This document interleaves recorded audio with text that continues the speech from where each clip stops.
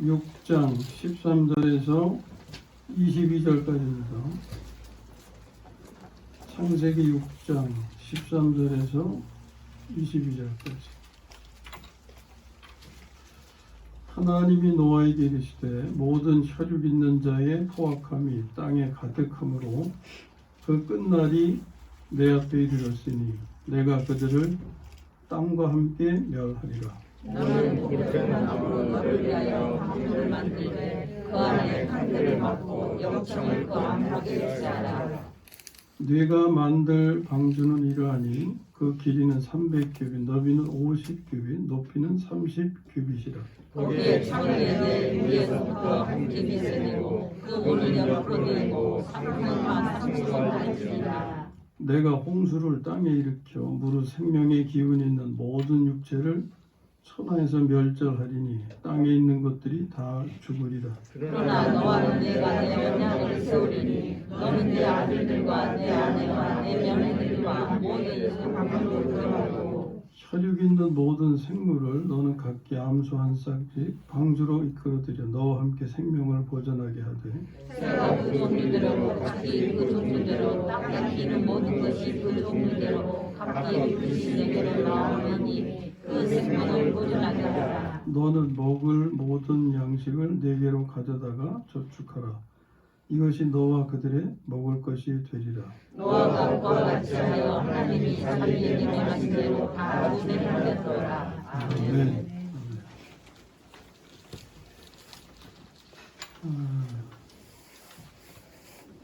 계시록 말씀과 다니엘 말씀 열심히 읽으시죠? 네. 쉬지 말고 계속 읽으시기 바랍니다. 계시록의 말씀을 보면 세상의 마지막 때에는 하나님의 심판이 있을 것임을 말씀하죠. 읽어보시니까 아시겠죠?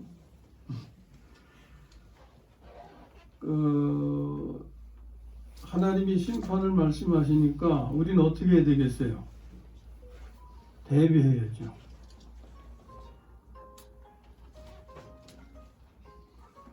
근데 심판을 대비하는 것이 어떻게 하는 것인지 알아야 대비하잖아요. 모르면 못합니다. 그래서 일단은 말씀을 열심히 읽으세요. 그리고 그 말씀을 통해서 어떻게 심판을 대비하시는지 발견해서 우리가 잘 대비할 수 있기를 바랍니다. 심판만 들으면은 좀 무시무시하고 두려운 마음이 들 텐데 심판은 이런 거예요. 용광로 과정 있죠? 용광로는 왜 필요해요? 용광로는 불순물을 제거하기. 네, 좋은 금속을 얻기 위해서 그 필요한 수단이잖아요. 그 용광로를 지나면은 뭐가 나온다 그래요? 성경은 정금이 나온다 그래요. 정금. 그러니까 심판은 안 믿는 사람에게는 미래 하나님의 은혜를 모르는 사람들에게는 두려운 내용이에요. 근데 하나님을 믿는 백성, 하나님의 사랑받는 백성, 하나님의 말씀을 믿는 백성들에게는요, 그것이 축복의 과정이라는 것을 알게 됩니다. 다시 말하면 불순물이 많이 있는 내가 뭐가 되는 거예요? 정금이 되는 거예요.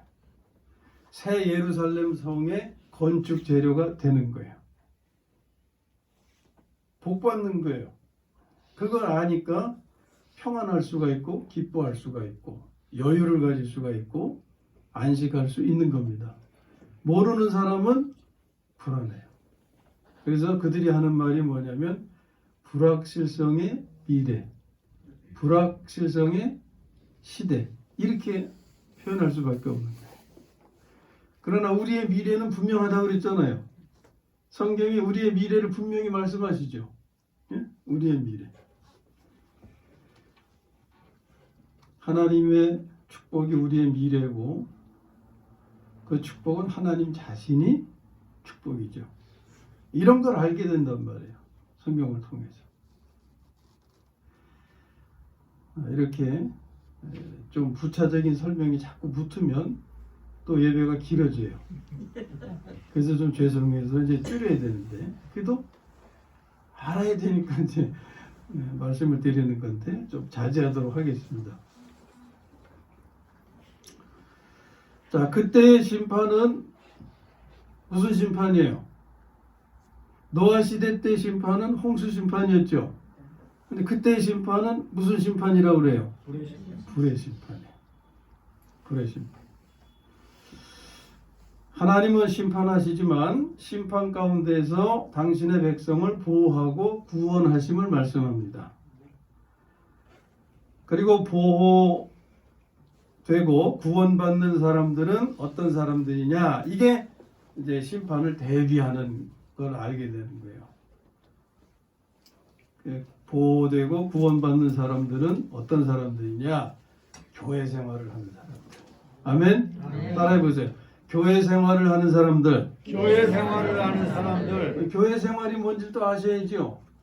귀가 따갑게 들으셨잖아요. 교회 생활은 어떤 거예요? 그것은 그리스도의 몸의 삶으로 지체 간에 서로 사랑하는 삶이라고 그랬죠. 우리가 사랑할 수 있는 것은 다른 생명, 사랑하는 생명을 받았기 때문에 그 생명이 어떤 생명? 하나님의 생명. 그래서 하나님의 생명을 받은 지체들이 서로 사랑하는 삶, 이것이 그리스도의 몸의 삶인데 이게 교회 생활이다 그 말이에요. 그러면은 우리가 무엇을 살아요? 천국을 사는 거예요, 그게. 그리고 무엇을 누려요? 명절을 누리는 거예요. 아멘? 이게 교회 생활입니다. 이 사실과 은혜를 상징적으로 나타낸 것이 계시록 1장에서 보이시는 예수님의 모습이에요. 자, 예수님의 모습이 어떤 것입니까? 13절에 보면 촛대 사이에 인자 같은 이가 발에 끌리는 옷을 입고 가슴에 금띠를 띠고, 기억나시죠? 많이 읽으셨으니까. 촛대가 상징하는 게 뭡니까? 20절에 보면 일곱 촛대는 일곱 교회니라 그랬어요. 그러니까 촛대가 상징하는 건 교회. 촛대 사이를 다니신다고 하니까 어디에 계시는 거예요? 교회. 교회 사이에 인자 같으니 누굽니까? 예수 그리스도. 예수님을 인자라고 표현하셨잖아요. 인자 같은 이가 발에 끌리는 옷을 입고, 이 발에 끌리는 옷이 의미하는 건 뭡니까? 이게 누가 입는 옷이에요? 제사장이 입는 옷이에요. 예? 예수님이 우리의 대제사장이라고 그랬잖아요. 그러니까 제사장으로서 지금도 교회 가운데 계시는 분이에요. 그런데 그 다음에 뭐라 그래요? 가슴에 금띠를 띠고. 여기서는 띠를 가슴에 띠셨어요. 그런데 이전에는 띠는 어디다 띠게 돼 있어요? 허리띠. 허리에 띠죠. 허리띠니까. 예? 띠는 허리에 띠는 건데, 허리를 졸라맬 때는 무슨 준비입니까? 일을 하려는 준비죠. 그런데 그 띠를 가슴에 띠셨다 그랬어요. 일은 끝난 거예요. 지금 필요한 건 뭐냐면 사랑으로 우리를 돌보시는 거예요. 아멘? 이런 의미가 있는 거예요, 이 말씀이. 그 다음에 15절에 보면은 그의 발은, 예수님의 발이에요. 그의 발은 풀무불에 단련된 빛난 주석 같고 그랬어요. 자, 발에 끌리는 옷이 대제사장을 나타내고, 가슴에 금띠를 띠는 것은 이제 우리를 사랑하시는 주님을 의미하는 것이고, 할 때 주석은 뭘 의미할까요? 이 주석이 어디에 단련되었어요? 풀무불. 불은 뭐하고 관련이 돼요? 심판하고 관련이 되잖아요. 그러니까 그 주님의 발이 풀무불에 단련된 빛난 주석 갖고 하는 것은 심판과 관련되는 거예요. 그러니까 그분은 우리를 심판하시기도 하지만 심판 가운데서 당신의 백성들을 어떻게 하시는 거예요? 보호하시는 거예요. 이제 이런 것을 계시록 말씀을 통해서 우리가 이제 접하게 되는 거죠. 자, 하나님은 세상을 심판하시지만 그 가운데서 당신의 백성은 보호하고 구원하십니다. 오늘은 방주의 말씀을 통해서 그와 같은 은혜의 말씀을 나누려고 하는 거예요. 자, 방주는 배지요. 어떤 일을 했어요? 홍수 심판에서 사람들을 구원했잖아요. 그러니까 방주라고 하는 것은 하나님께서 사람들을 홍수 심판에서 구원하시고 보호하시기 위해서 준비하신 것이었습니다. 홍수 심판에서 구원받은 사람들은 누구였어요? 노아 가족. 오직 노아 가족 8사람 뿐이었어요. 노아에 대한 평가를 보면은 6장 9절과 7장 1절에서 하나님이 노아를 어떻게 여기셨는지를 알게 됩니다. 먼저 6장 9절의 말씀을 보면 노아는 의인이요 당대의 완전한 자라. 그는 하나님과 동행하였으며 이런 사람이었어요. 또 7장 1절을 보면 여호와께서 노아에게 이르시되 너와 내 온 집은 방주로 들어가라. 이 세대에서 네가 내 앞에 의로움을 내가 보았음이니라. 아멘. 이게 노아에 대한 하나님의 평가였어요. 그러니까 노아의 가족이 다 구원받았는데 누구 덕분? 노아 덕분이죠. 예? 가족 개인에 대한 기록은 없어요. 노아에 대한 기록만 있지. 그리고 노아의 가족이 구원받았다는 기록만 있어요. 그런데 그 노아를 하나님이 어떻게 여기셨는지만 말씀하고 있는 거예요. 여기에 방주가 주는 교훈이 있는데 그것은 하나님은 당신의 백성을 구원하시고 보호하신다는 거예요. 자, 그러면 이것은 노아 시대의 말씀입니다. 필요한 것은 오늘 우리에게 주시는 은혜죠. 예? 오늘 우리에게 주시는 은혜. 그 은혜를 우리가 받아야 되죠. 이 은혜를 놓치면 안 되는 거예요.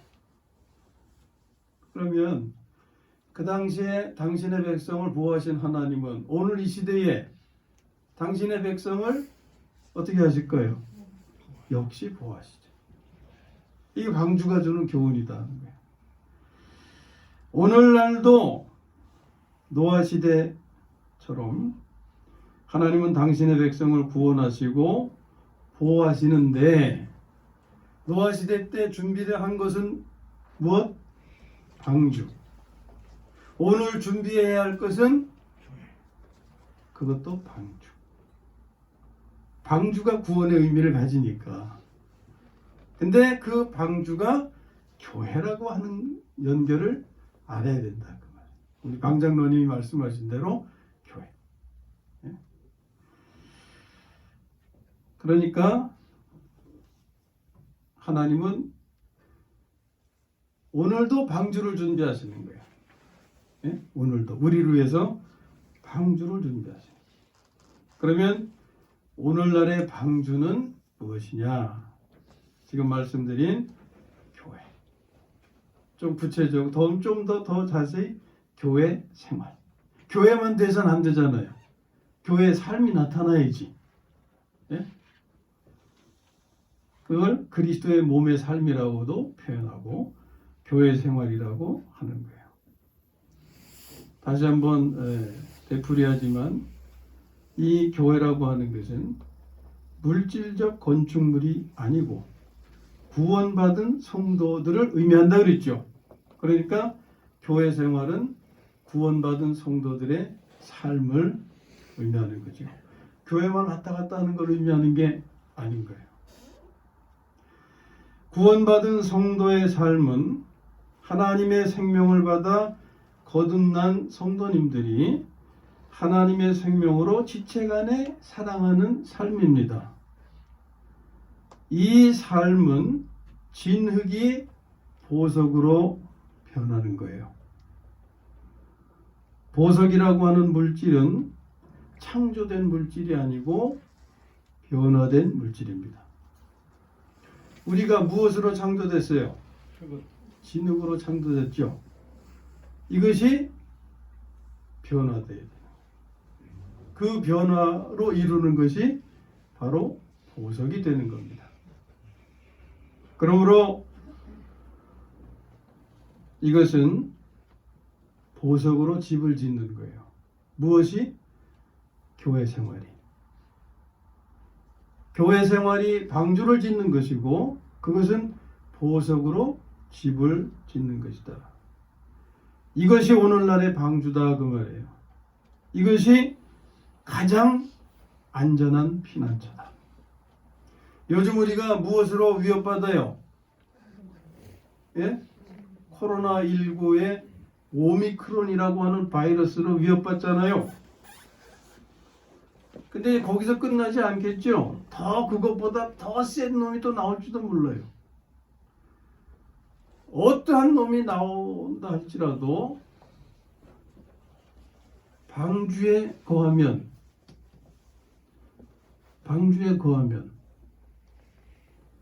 해를 받겠어요? 보호받겠어요? 보호받는. 이 방주가 가장 안전한 피난처다. 이 방주가 어떤 곳이냐? 교회 생활이다. 우리가 하나님의 은혜로 사람으로 피조된 우리가 우리를 창조하신 하나님의 생명을 받았어요. 예? 얼마나 큰 은혜를 누립니까? 그 은혜 속에는 어떤 위험이나 해 가운데서도 우리를 보호하시고 지키시는 은혜, 구원하시는 은혜가 있다 하는 거예요. 그래서 그곳에 거할 때 그곳이 가장 안전한 피난처다. 어떤 것도 해할 수 없는 로마서 8장이 있잖아요. 로마서 8장에 그 어떤 것도 하나님의 자녀를 해할 수가 없다. 방주의 오늘의 의미가 무엇인지를 분명히 아셔야 하는 겁니다. 그래야 대비할 수 있는 거죠. 자, 그리스도의 몸에 속한 그리스도인들, 곧 오늘날의 방주에 속한 그리스도인들만이 하나님의 심판에서 구원받게 되는 겁니다. 노아의 가족이 노아 덕분에 구원을 받았듯이 그리스도의 몸에 속한 그리스도인들이 구원받는 것은 누구 덕분이겠어요? 누구 덕분이겠어요? 예수 그리스도. 예수 그리스도. 왜냐하면 그리스도께서 오늘날의 노아시기 때문에. 그렇게 말할 수 있는 것은 성경을 아셔야 이해할 수가 있어요. 마태복음에 보면은 예수님께서 당신을 오늘의 다윗이라고도 표현했고 오늘의 솔로몬이라고도 표현했고 솔로몬보다 크신 분이다 그랬잖아요. 오늘날의 요나가 되시고 또 그분은 성전보다 크신이라고도 표현하죠. 성전이라고 하면은 그저 건물만 생각하잖아요. 근데 그 유대인들은 성전, 하나님이 거하시는 성전 그러면 아주 그냥 높이 생각한 대상이잖아요. 성전 이상은 없는 것처럼. 그런데 예수님께서 오셔서 나는 성전보다 큰 자다. 또 안식일을 귀하게 여겼잖아요. 그래서 안식일 범하면 막 돌로 쳐 죽이고 그런 규례가 있었잖아요. 그런데 예수님께서 뭐라고 그러셨어요? 나는 안식일의 주인이다.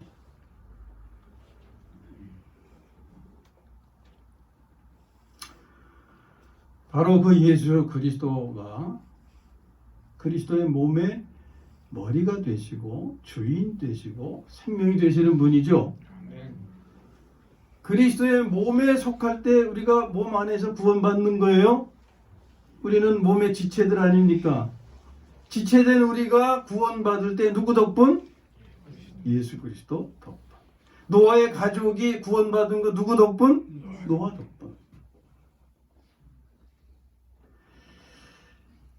노아 때는 홍수 심판이었기 때문에 방주가 필요했어요.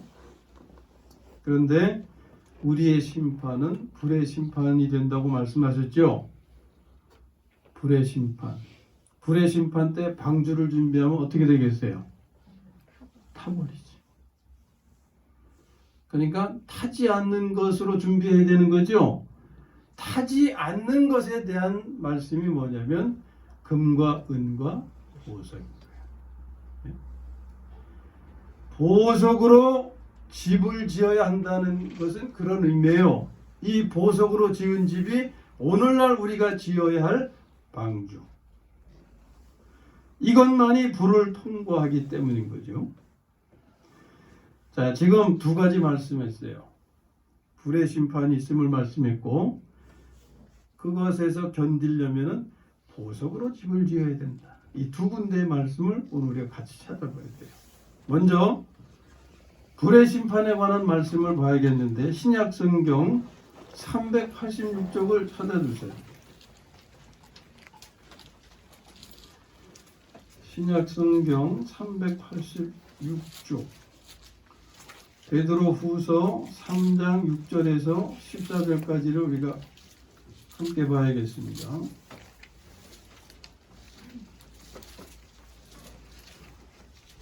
자, 신약 성경 386쪽 베드로 후서 3장 6절에서 14절까지 찾으셨죠? 자, 6절에서 14절까지 교독합니다. 그때의 세상은 물이 넘침으로 멸망하였으되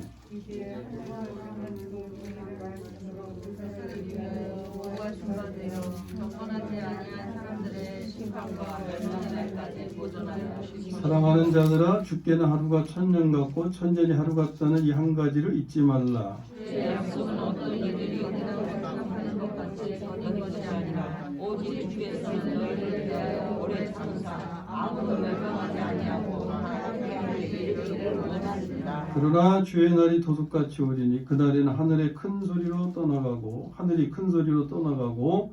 물질이 뜨거운 불에 풀어지고 땅과 그 중에 있는 모든 일이 드러나리로다. 이 모든 것이 이렇게 풀어지니 너희가 하나님을 위하여 나타나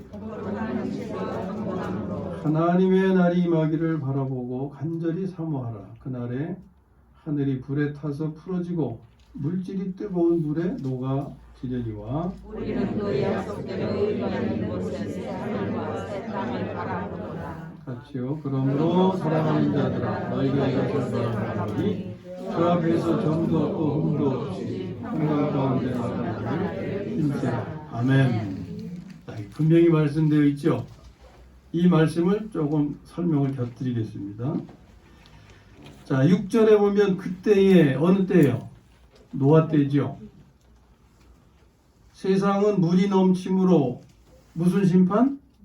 홍수 심판이었죠. 네? 자, 그런데 7절에 이제는 이제 우리에 해당되는 거예요. 이제 하늘과 땅은 그 동일한 말씀으로 불사르기 위해서 무슨 심판입니까? 불의 심판이죠. 네.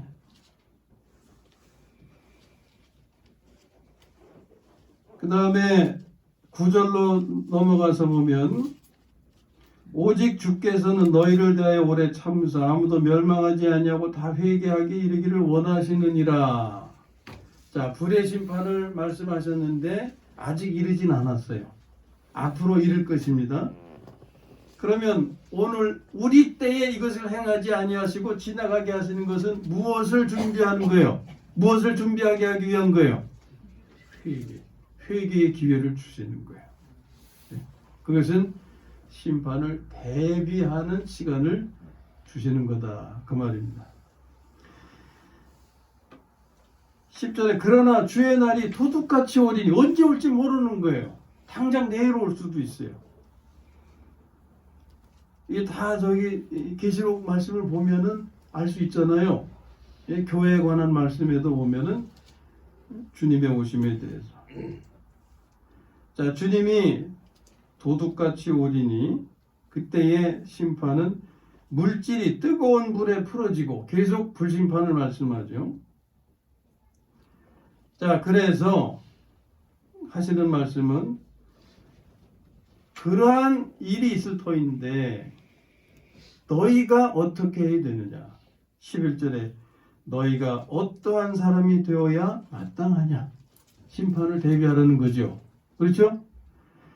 자, 어떠한 사람이 되어야 마땅하냐 하면서 하시는 말씀이 거룩한 행실과 경건함으로 하나님의 날이 임하기를 바라보고 간절히 사모하라. 이게 대비에 대한 말씀이에요.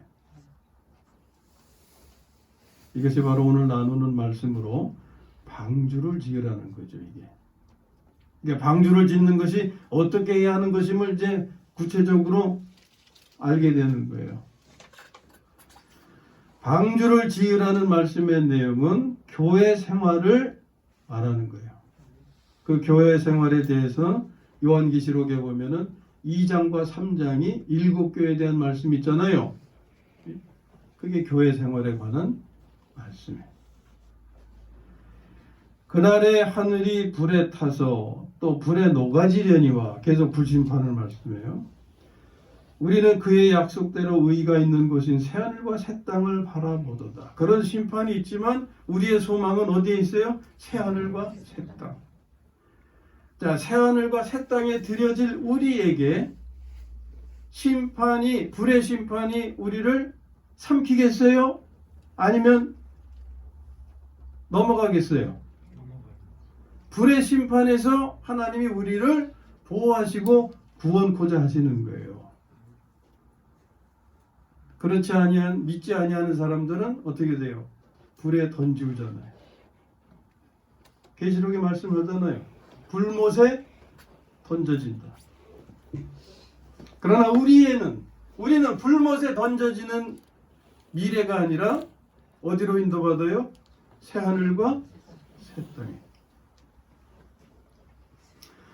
그러므로 사랑하는 자들아 너희가 이것을 바라보나니, 우리가 그것을 바라보고 지금 믿음 생활을 하는 거예요. 네? 주 앞에서 점도 없고 흠도 없이 평강 가운데서 나타나기를 힘쓰라. 이게 바로 심판을 대비하는 거죠. 앞에서 말씀하시고 다시 한번 강조하는데, 그리스도의 몸을 세우기를, 곧 구원의 방주 짓기를 힘쓰라는 말씀인 거죠. 자, 여기에서 우리는 불의 심판에 관한 말씀을 듣고, 이제는 불의 심판에 대비해서 어떤 집을 지어야 되는지에 관한 말씀. 자, 신약성경 265쪽으로 갑니다. 신약성경 265쪽, 고린도전서 3장 9절에서 15절.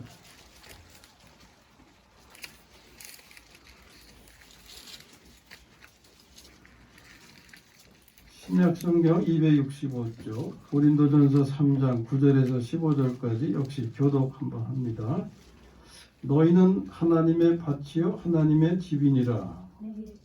내게 주시는 하나님의 은혜를 따라 내가 지혜로운 건축자와 같이 틀을 닦아주매 다른 이가 그 위에 세우나 그러나 각각 어떻게 그 위에 세울까를 조심할지니라. 이 닦아둔 것 외에 능히 다른 터를 닦아둘 자가 없으니 이 터는 곧 예수 그리스도라. 만일 누구든지 그나 꽃이나 나무나 풀이나 짚으로 이 터 위에 세우면 각 사람의 공적이 나타날 터인데 그날이 공적을 밝히리니 이는 불로 나타내고 그 불이 각 사람의 공적이 어떠한 것을 시험할 것임이라. 만일 누구든지 그 위에 세운 공적이 그대로 있으면 상을 받고 같이요. 누구든지 그 공적이 불타면 해를 받으리니 그러나 자신은 구원을 받되 그 가운데서 받은 것 같으리라. 아멘.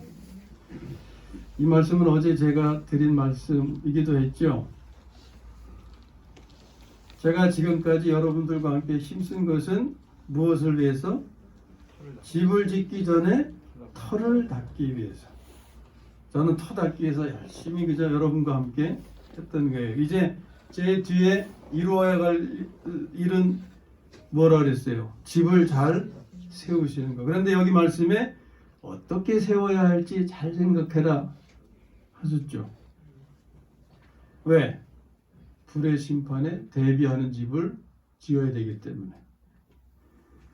집 짓는 재료가 금과 은과 보석 말고도 또 뭐가 있어요? 나무나 풀과 지푸라기도 있다 그랬죠. 이게 무슨 의미인지를 우리가 알아야 되는 거예요. 자, 좀 보겠습니다. 여기 고린도전서 오늘 본문의 말씀은 보석으로 집을 짓는 것에 관한 말씀입니다. 불의 심판에서 구원받기 위해서. 9절에 너희는 하나님의 밭이고 하나님의 집이라 그랬죠. 하나님의 밭이라고 한 것은 밭에서 얻는 것은 열매지요. 열매를 얻기 위한 건데 이 열매는 씨가 심겨져야 열매를 얻잖아요. 이 열매는 그냥 우리가 먹는 오이, 고추 뭐 이런 열매일까요? 그게 아니고 성령의 열매죠. 예?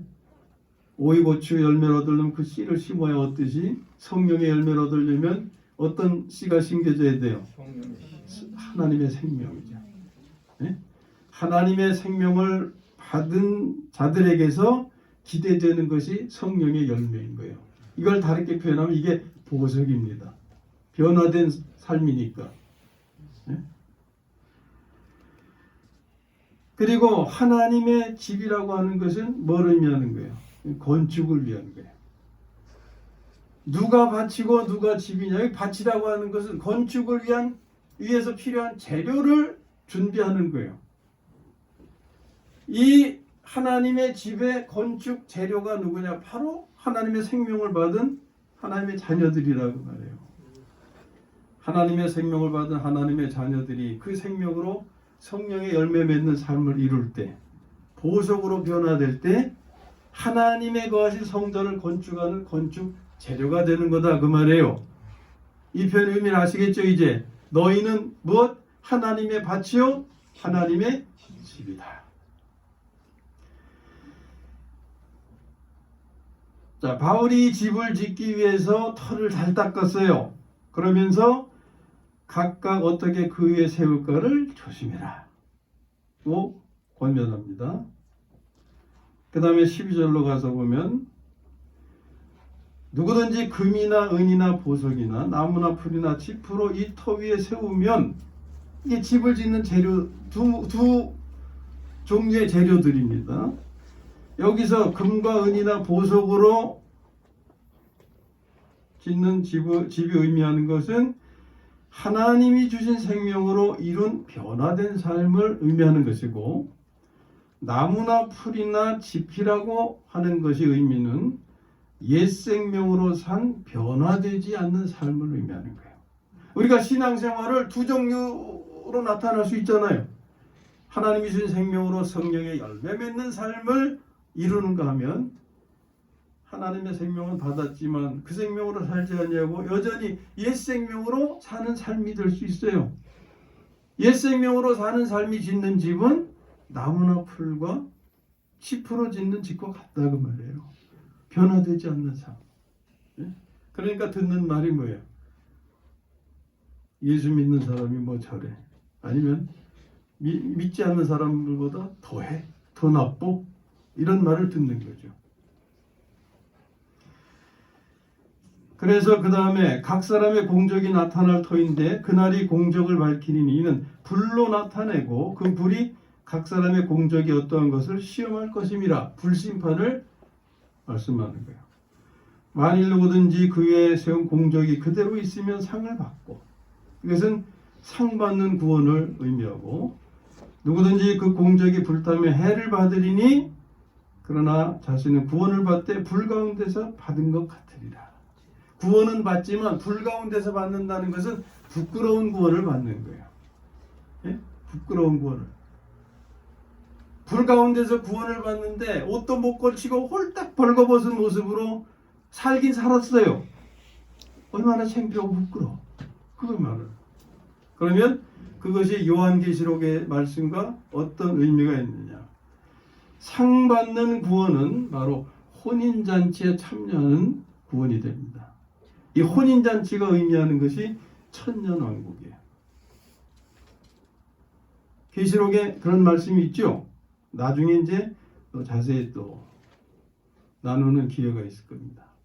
그러면은 해를 받는 구원, 부끄러운 구원은 무엇일까요? 혼인잔치에 참여하지 못하는 거예요. 혼인잔치와 관련해서 열처녀 얘기가 있잖아요. 혼인잔치에 들어가려고 준비한 열처녀인데 다 못 들어가고 5만 들어가고 5 못 들어가고 이런 의미를 가지는 거예요. 자, 지금 두 군데의 말씀을 보았어요. 불의 심판에 관한 것과 그 심판에 대비하는 것이 어떻게 하는 것인지. 방주로 구원받은 사람은 오직 노아의 가족 8명 뿐이었습니다. 가족 외에는 그 수많은 사람들 중에서 하나도 구원받지 못했어요. 이스라엘의 경우를 보면 애굽에서 나온 사람들 중에 가나안에 들어간 사람은 여호수아 갈렙뿐이었어요. 애굽에서 나온 사람의 수는 얼마나 됐을까요? 거의 200만으로 추산합니다. 200만 명 중에 들어간 사람은 2사람.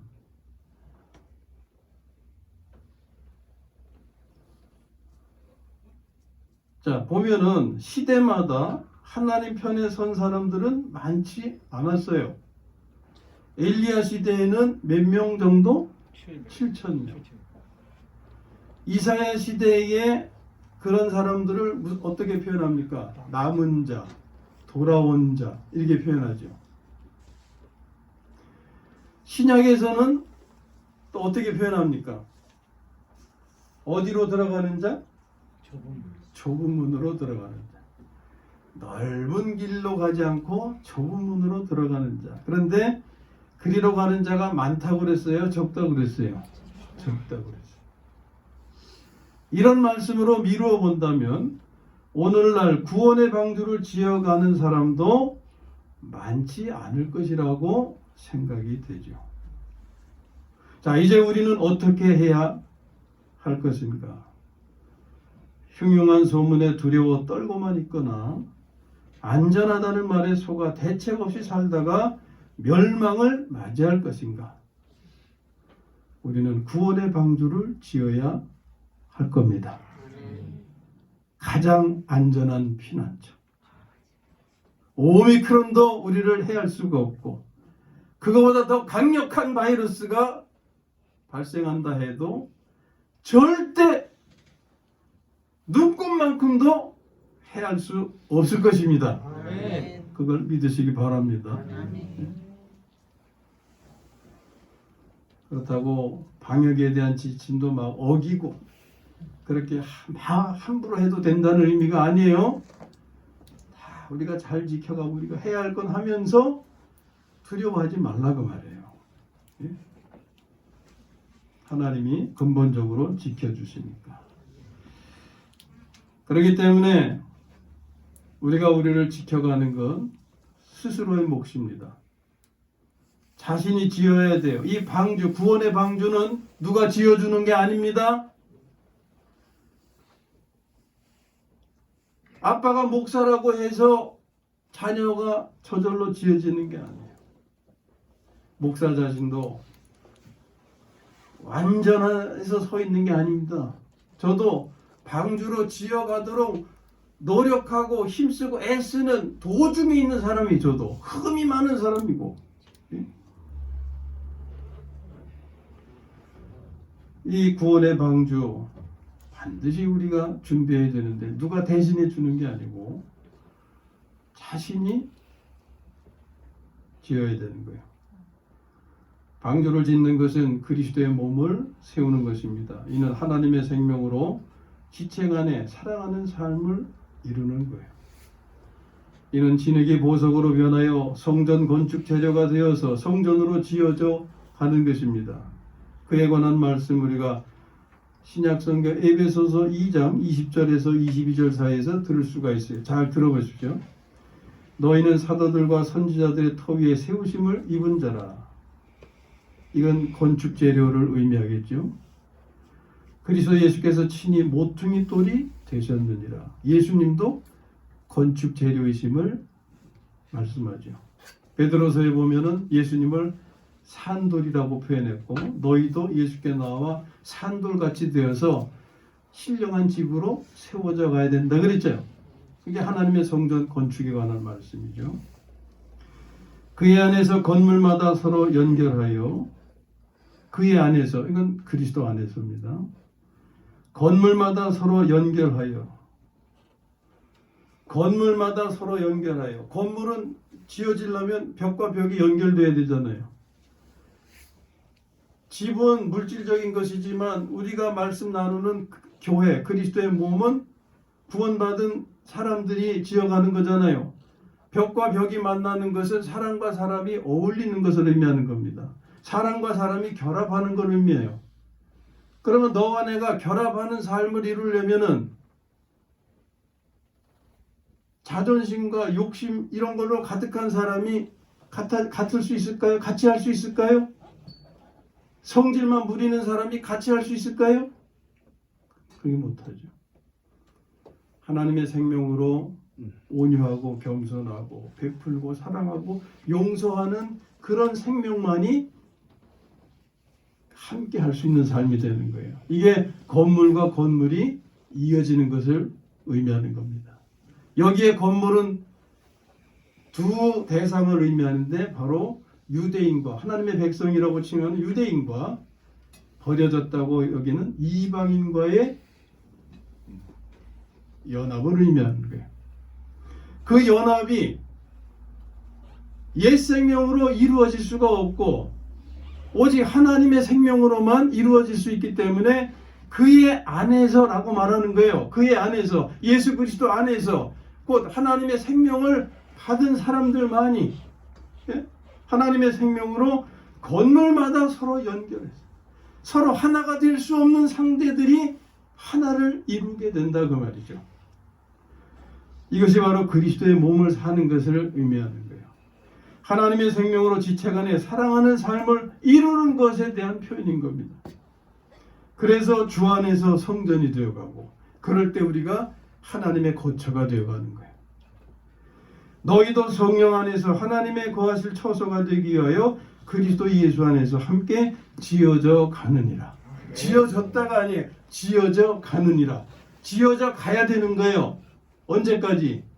새 예루살렘 성으로 건축되기까지, 그게 그리스도의 장성한 분량이 충만한 데 이르기까지 라는 표현과 같은 거예요. 우리는 하나님의 생명을 받은 자로서 그 생명이 계속 채워져야 됩니다. 성장만 해서는 안 되고 성숙해야 되는 거예요. 그게 그리스도의 장성한 분량이 충만한 데까지라는 말씀의 의미예요. 생명이 성장을 하지만 성숙하지 못하면 안 되죠. 성장하면서 성숙해 되기를 말씀하는 거예요. 자, 지금까지 좀 많은 말씀을 드렸는데